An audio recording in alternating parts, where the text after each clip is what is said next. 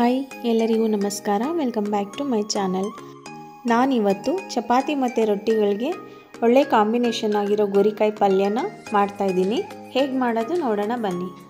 ಗೋರಿಕಾಯಿ ಪಲ್ಯಕ್ಕೋಸ್ಕರ ನಾನಿಲ್ಲಿ ಅರ್ಧ kg ಗೋರಿಕಾಯಿನ ತಗೊಂಡು ಸಣ್ಣದಾಗಿ ಹಚ್ಚಿಟ್ಕೊಂಡಿದ್ದೀನಿ.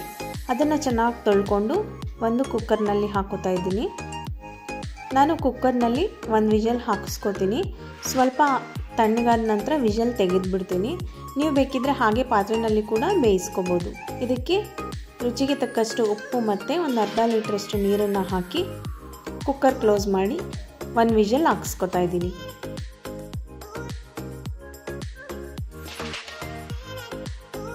ಇವಾಗ ಕುಕ್ಕರ್ ತಣ್ಣಗಾಗಿದೆ. ಕುಕ್ಕರ್ ಕೂಗಿದ ತಕ್ಷಣ ಒಂದು 3 ನಿಮಿಷ ಬಿಟ್ಟು ನಾನು ಪ್ರೆಷರ್ ತೆಗೆದುಬಿಡ್ತೀನಿ. ಇಲ್ಲಾಂದರೆ ಗೋರಿಕಾಯಿ ಜಾಸ್ತಿ ಬೆಂದೋಗ್ಬಿಡುತ್ತೆ, ಪಲ್ಯಕ್ಕೆ ಚೆನ್ನಾಗಿರಲ್ಲ. ಇವಾಗ ಇದನ್ನು ಒಂದು ಪಾತ್ರೆಯಲ್ಲಿ ಸೋಸಿಟ್ಕೋತಾ ಇದ್ದೀನಿ. ನಂತರ ಒಗ್ಗರಣೆ ರೆಡಿ ಮಾಡ್ಕೊಳ್ಳೋಣ. ಬಾಣಲೆಗೆ 3 ಸ್ಪೂನ್ ಎಣ್ಣೆನ ಹಾಕೋತಾ ಇದ್ದೀನಿ. ಎಣ್ಣೆ ಕಾದ ನಂತರ 1 ಸ್ಪೂನ್ ಸಾಸಿವೆ, 1 ಸ್ಪೂನ್ ಜೀರಿಗೆ, ಸ್ವಲ್ಪ ಬೆಳ್ಳುಳ್ಳಿ ಜಜ್ಜಿ ಹಾಕ್ಕೊಂಡಿದ್ದೀನಿ, ಒಂದು 3 ಸ್ಪೂನಷ್ಟು ಕಡಲೆಬೇಳೆ, ಇಷ್ಟನ್ನು ಹಾಕಿ ಸ್ವಲ್ಪ ಫ್ರೈ ಮಾಡ್ಕೋತಾ ಇದ್ದೀನಿ. ಹಾಗೆ ಇದಕ್ಕೆ ಒಂದು ಒಣಮೆಣಸಿಕಾಯಿನ ಹಾಕ್ಕೊಂಡಿದ್ದೀನಿ. ನಿಮಗೆ ಖಾರಕ್ಕೆ ಹಸಿರು ಮೆಣಸಿಕಾಯಿ ಕೂಡ ಹಾಕೋಬೋದು. ನಾನಿಲ್ಲಿ ಮಕ್ಕಳು ತಿನ್ನೋದ್ರಿಂದ ಖಾರ ಆಗುತ್ತೆ ಅಂತ ಒಂದೇ ಒಂದು ಒಣಮೆಣಸಿಕಾಯಿನ ಹಾಕ್ಕೊಂಡಿದ್ದೀನಿ. ನಂತರ ಇದಕ್ಕೆ 2 ಹೆಚ್ಚಿಟ್ಕೊಂಡಿರೋ ಈರುಳ್ಳಿನ ಸೇರಿಸ್ಕೊಂಡಿದ್ದೀನಿ. ಇದನ್ನು ಕೂಡ ಫ್ರೈ ಮಾಡ್ಕೋತಾ ಇದ್ದೀನಿ.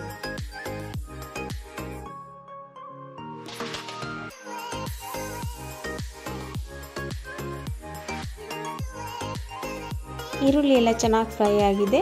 ನಂತರ ಇದಕ್ಕೆ ಹೆಚ್ಚಿಟ್ಕೊಂಡಿರೋ 2 ಟೊಮ್ಯಾಟೋನ ಹಾಕಿ ಸ್ವಲ್ಪ ಫ್ರೈ ಮಾಡಿಕೊಂಡು ನಂತರ ಅದಕ್ಕೆ ಅರ್ಧ ಟೀ ಸ್ಪೂನ್ ಅರಿಶಿನ ಪುಡಿ, ರುಚಿಗೆ ತಕ್ಕಷ್ಟು ಉಪ್ಪನ್ನ ಸೇರಿಸಿ ಟೊಮ್ಯಾಟೋನ ಎಣ್ಣೆನಲ್ಲೇ ಸ್ವಲ್ಪ ಚೆನ್ನಾಗಿ ಬೇಯಿಸ್ಕೋಬೇಕು. ಗೋರಿಕಾಯಿನ ಬೇಯಿಸ್ಕೊಳ್ಳೋವಾಗ ಕೂಡ ಉಪ್ಪನ್ನ ಹಾಕ್ಕೊಂಡಿದ್ದೀವಿ.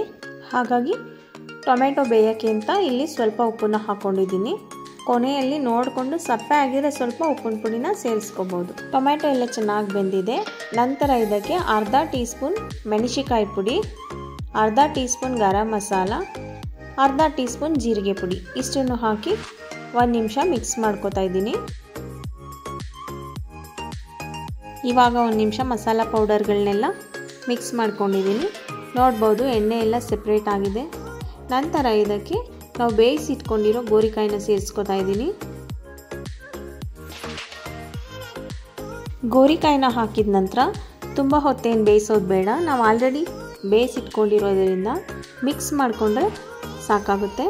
ಇವಾಗ ಸಣ್ಣ ಉರಿನಲ್ಲೇ ಇಟ್ಟು ಗೋರಿಕಾಯಿನ ಮಿಕ್ಸ್ ಮಾಡ್ಕೊತಾ ಇದ್ದೀನಿ.